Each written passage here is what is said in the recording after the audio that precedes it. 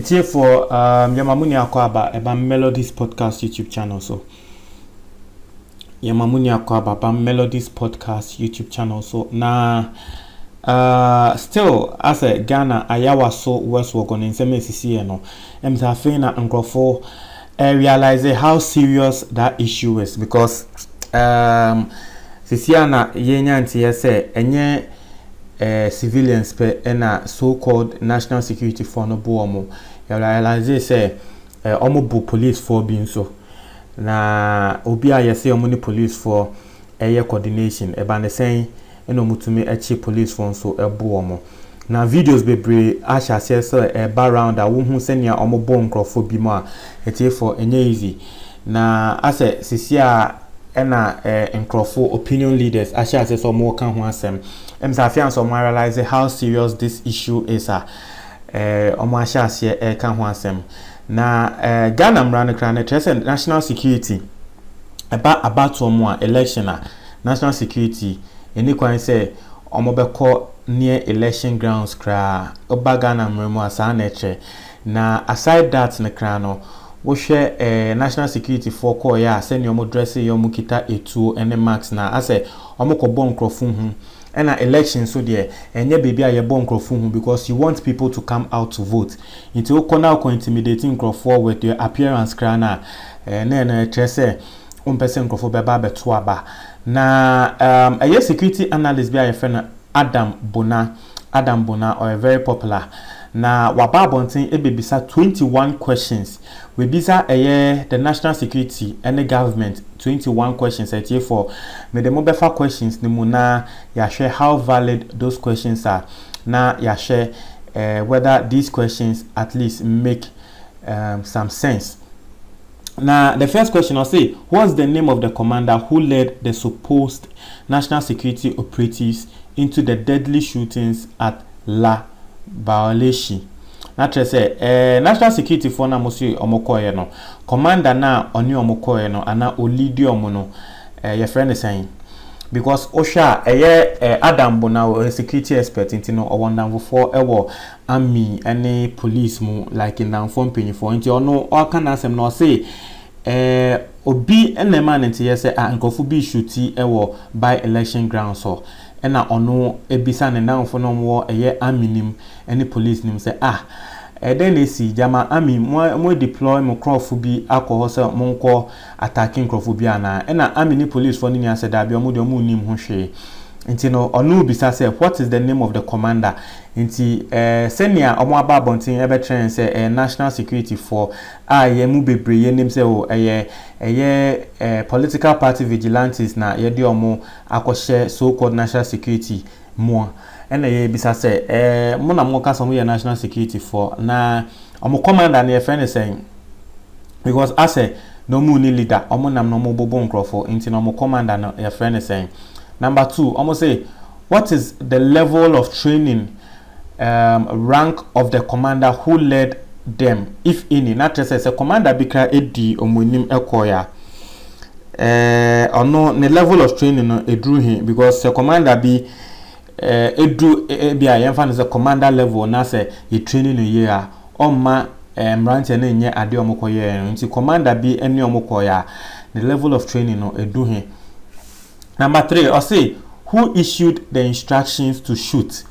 We share senior shooting a course etuno a big nkrofo bi mo omo pray no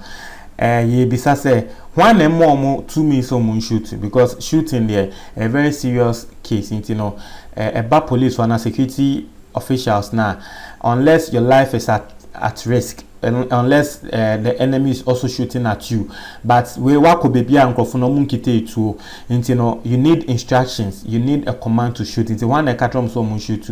na wo hwe shooting no e course so eba abonten no government MPP government ebe press statement e ka say o shooting no na warning shot keke na warning shots ne kra no omo use rubber bullets but journalists on the ground Ebetre and said that be rubber bullets na MPP for be press conference be Catherine said rubber bullets na national security for no so called national security for no use you know omo babontin be chen say intro because you hu container bia no mu shoot to e won chen ya wo say bullet no appears through the container no say rubber bullet are MPS through the container ena senia bullet no ekeka nkrofo a omo prepare no ye bisa say ba na say na to me ma warning shot because warning shot no ye ma wo ewiem ye ma wo hwimu nti no say wo ma warning shot was ra e ba na say na etumi kwa kan nkrofo nan ema omo prepare sa nti no the third question no or say who issued the instructions to shoot. Now assembly omu bisa minister for national security no and ono aka say ono aka say well ono there on to me interest rubber bullet and a live bullet and omu yusu ye but I say warning shot no mind but on to me whether a rubber and a live but senia yatete wa grounds no to me say a live bullet na so called national security personnel no yusu ye. Now fourth question I say at what point did the national security pick intel on individuals with deadly weapons but fail to involve other sector security agencies? Not just say what's a national security minister na justification on my for the shooting no now or say say NDC parliamentary candidate in Nifie hono nkrofo bi ejina ho a omo shutu ntia na omo so national security for ekope etuo ekọ ho a omo so omo ko shutu wo hono but NDC for no bisa assemble kwa me feel say a very valid question omo say na the NDC for pe ene wo fie ho ntia ba ne say na NDC for omo wo NDC for fie omo betwi etuo eshutu na police for and national security for mo na mo say modest story about say na nkrofo bi wa NDC for ho na omo shoot no yesre o nkrofo no mo achi bia na muchi bi no mutumi retrieve etuo bia na because yen public no yen hu say mo achi nipa we say oh nkrofo we na no mo shoot ayan so yakọ shoot ya mo atre etuo say nkrofo ni tuo ni nti no eno ne asema omo so mo kan nti fourth question no say at what point did national security pick intel? Naturally say national security mo na mo ka say mo tse nkrofo eshutu wo ho nti no sa intel no mo tse wa he na se bibisa asia se mo ni police for na ekọ nti ade na mo nko amko act ye mo an country police for. Number 5 or say what are the names of the officers who were used? Naturally say officers na mo use yomo no omudin ewen mo famra naturally say yenso yenhu. Number 6 or say are they party boys? Anyway, what is the full meaning of NSC? Now, washa obisa say omo ye party boys ana no omo ye party boys are national security no ni full meaning near the NSC ni full meaning near the. Number 7 I'll say how many bullets were fired or discharged? Someone call them go shoot to Montreal the number of bullets I'm shoot here. Number 8 I'll say what types of guns or firearms were used? Into Number 9 I'll say where from the brand new firearms used? Not just say in yanti say it's no mu use no na brand new into no sa it's no mo for form way. Now BBC air cost for Ghana that means we are not even safe. Number 10, I'll say, since when did national security change its mandate of coordinating other security agencies to keeping firearms and maintaining a standby security force? Not just say, Osha national security, a new mojumani, say, Omobe maintaining firearms, Ombe keeping firearms, now Omo maintaining a standby security force. It's clearly, we don't say if Omo Katran and say Nkofu air national security for clearly they breached into and yet number 11 I'll say were the other security agencies, police and armed forces involved in the deadly operation and then ye bisa because you say so-called national security for no peneko ye shooting no na ye bisa say police for the armed forces are then ammonia more anchor. Number 12 I'll say why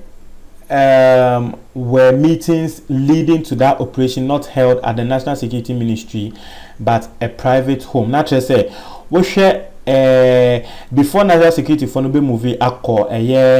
NDC parliamentary candidate ni fie na National Security for no emiti ye ewo obi fie na omo fa sa adwen no se omo kọ NDC parliamentary candidate ni fie nti no se official duty a aden na mo anye meeting no our National Security Ministry ho not mokoye will be private home. 13 or see who is in charge at the national security now besides the national security no why na ohwe omoso. 14 or say why did national security use police branded vehicles trucks when it was strictly national security operation? Actually, national security for mu wetu bona mo say mbrante we amokoye nyama we no omo ye national security for, but ye hu say omo tena police car mu nti na den na mo use police for car embra mo say national security for operation na amokoye. Na 15 or say why is national security keeping police branded vehicles? And also in Sema Eba. 16 or say how long has the national security had in its custody the police vehicles they used? 17 or say are we by this going to see more of such illegal operations from national security? Na obisa say BBC no very illegal na you bet to me and now I will by this going to see this again because social Mahama Krama warning say we ain't sibium na esia NDC for so very retaliate. You know, are we going to see anything like this again? And then I say 18 or say where did the national security operatives get police SWAT uniform from? Not just a national security operatives no normal police SWAT for uniform. Into most of your national security for police uniform no mukunya wen. 19 or say are we going to see the president take swift action and dismiss those who must be dismissed to restore some sanity in the security services and forces in Ghana? Not just say we that Akufo Addo so Akufo Addo yes Akufo Addo no obesake ebimu ana because we know clearly say Akufo Addo share na assemble a kopa not just say Akufo Addo no President Akufo Addo ne image of being human rights activist, you know, it has been dented seriously into no yebisa say Akufo Addo obey bibia fa ho na the president obey bibia fa assembly ho because Amagana international recognition bia enye into no yebisa. Number 20 or say which of the state security agencies are strictly in charge of internal security? Now 21 or say are those who suffered injuries during the operation going to be compensated? If yes, how much? If no, why? Not just omo ayebu omutio no aban ebetua ka mo ana na say na kra saying ene ebe mo enya no kran so a ntetie for we any questions are